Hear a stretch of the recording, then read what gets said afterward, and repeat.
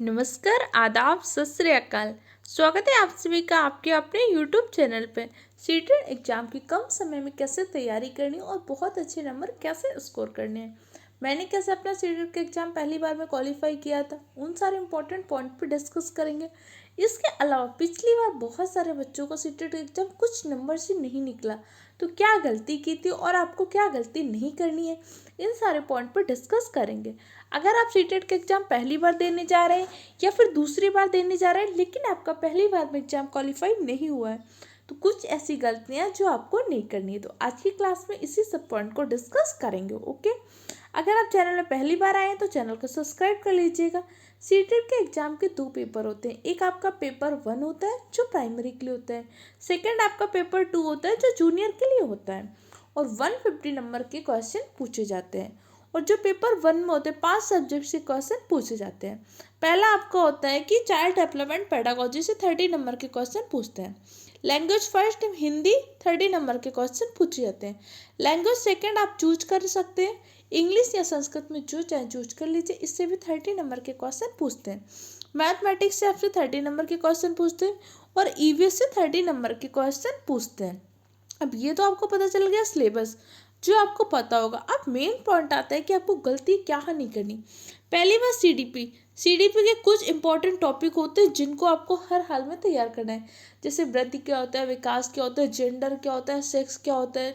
इसके अलावा कुछ आपके विवाद चलते हैं। इसके अलावा वाइगोस्की, चॉम्स्की, पियाजे का क्या विचार है, इन्होंने डिफरेंट टाइप की जो अवस्था दी, जेडपीडी क्या होता है, एमक्यू क्या होता है, ऐसे छोटे छोटे पॉइंट, इसका फोल्डिंग क्या होता है। ये हर एक पॉइंट की क्लासेस, हर एक टॉपिक आपको चैनल में पढ़ाया जाएगा, पर ये सारी चीज़ें तैयार करनी ही होंगे। और दूसरा, आपको पता होना चाहिए कि आपको बच्चे को डील कैसे करना है। जब भी आप सीटेट के एग्ज़ाम पेपर दें, आपको हमेशा ध्यान रखना है इन एवरी कंडीशन सीटेट में बच्चा सही होता है, बच्चे को गलत नहीं करना। कुछ पॉजिटिव टैग होते हैं जो मैं आपको लास्ट टाइम में बताऊंगी, उन पॉजिटिव टैग को ध्यान करके आप आसानी से क्वेश्चन कर पाएंगे। लैंग्वेज फर्स्ट में जो हिंदी होगी, हिंदी में आपके 15 नंबर के हिंदी पेडागोजी से क्वेश्चन आएंगे और 15 नंबर की में आपका अनसीन पैसेज आएगा, ग्रामर आएगी। इसलिए आपको लैंग्वेज पेडागोजी पर फोकस करना है। मैथ में भी सेम रहेगा, 15 नंबर के लिए आपकी मैथ पेडागोजी से क्वेश्चन आएगा और 15 नंबर में आपकी मैथमेटिक्स आएगी। मैथ पेपर 1 की बहुत ईजी होती है, कुछ भी ज़्यादा टफ नहीं होती, लेकिन जिसके लिए मैथ थोड़ी सी हार्ड है तो प्रैक्टिस जरूर करिए। लैंग्वेज सेकंड में अगर आप इंग्लिश चूज करते हैं या फिर संस्कृत चूज करते हैं तो उसमें भी आपका यही रहेगा, 15 नंबर के आपका पेडागोजी से क्वेश्चन आएगा, 15 नंबर का आप सब सब्जेक्ट से क्वेश्चन पूछा जाएगा। तो सीटेट एग्जाम के लिए आपका पेडागोजी बहुत इंपॉर्टेंट होता है। इसलिए मैं जो आपको चाइल्ड डेवलपमेंट पेडागोजी की क्लासेस करूँगी उसमें आपको सीडीपी एंड पेडागोजी को मिक्स करके करूँगी।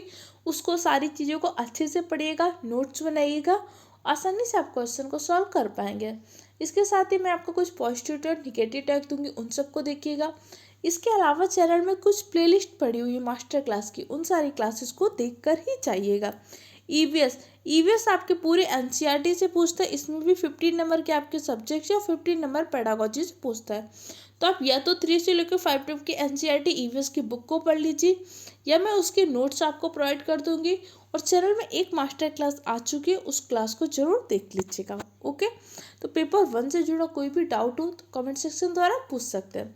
पेपर 2 भी आपका सेम होता है, बस पेपर 2 में क्या होता है, आपके ईवीएस की जगह मैथ साइंस से क्वेश्चन पूछे जाते हैं और यहाँ पे जो उसका लेवल होता है थोड़ा सा टफ कर दिया जाता है। सीडीपी से यहाँ भी 30 नंबर के क्वेश्चन आते हैं, लैंग्वेज से भी 30 और सेकंड लैंग्वेज में भी 30 आते हैं। मैथमेटिक्स और साइंस इनको मिला के आपके 60 नंबर के क्वेश्चन होते हैं। 30 आपके मैथ के होते हैं, 30 आपके साइंस से होते हैं। इसमें भी उसी तरीके से डिवाइड किया जाता है, 15 नंबर आपके सब्जेक्ट से आते हैं और 15 नंबर आपके पेडागोजी सेक्शन से क्वेश्चन पूछे जाते हैं। अब आपको हम बात कर रहे हैं कि गलतियाँ क्या नहीं करनी। मैंने कैसे मात्र 1 महीने की पढ़ाई में अपने सीटेट के एग्ज़ाम को क्वालिफाई किया था। सिर्फ 30 डेज में आप सीटेट के एग्ज़ाम को सिर्फ क्वालिफाई नहीं कर सकते, आसानी से 120 से 130 नंबर लाए जा सकते हैं। देखिए 120 नंबर 130 नंबर लाना बहुत टफ नहीं है, बस थोड़ी मेहनत की ज़रूरत है। अगर आपने अभी तैयारी की है, आपको लग रहा है, तो आप सिर्फ इतनी अच्छी तैयारी करिए कि आप 100 नंबर ले आइए, क्योंकि सीटेट के एग्ज़ाम सिर्फ क्वालिफाइंग है। लेकिन आपको इस पर हर हाल में सीटेट का एग्ज़ाम क्वालिफाई करना है। तो सबसे पहले आप एक सिलेबस लिखिए, उस सिलेबस के हर एक टॉपिक को कवर करिए और उसको रिवाइज करिए। चैनल में आपकी क्लासेज आ रही हैं, उन सारी क्लासेस को जरूर देखिएगा।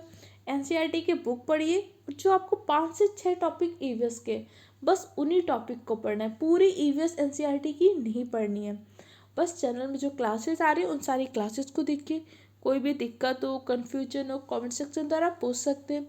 पॉजिटिव टैग, निगेटिव टैग की क्लास, इसके अलावा हर टॉपिक के मैं आपको कुछ पॉइंट्स बता के, जैसे आपका अनुवांशिकता टॉपिक है, वातावरण टॉपिक है, तो इसे 3 से 4 लाइनों में इसके कुछ की पॉइंट बना दूंगी कि अगर अनुवांशिकता वातावरण टॉपिक से क्वेश्चन आते हैं तो आप आसानी से उस टॉपिक को सॉल्व कर पाए। ऐसे में हर टॉपिक के आपको की पॉइंट दूंगी, पॉजिटिव टैग दूंगी, निगेटिव टैग दूंगी, और हिंदी पेडागोजी की, मैथ पेडागोजी की, इंग्लिश पेडागोजी की आपको 100 इंपॉर्टेंट क्वेश्चन करा दूंगी। उन्हीं सारे क्वेश्चन को अगर आपने अच्छे से तैयार कर लिया और समझ लिया तो आप आसानी से सीटेट के एग्ज़ाम को क्वालिफाई कर पाएंगे।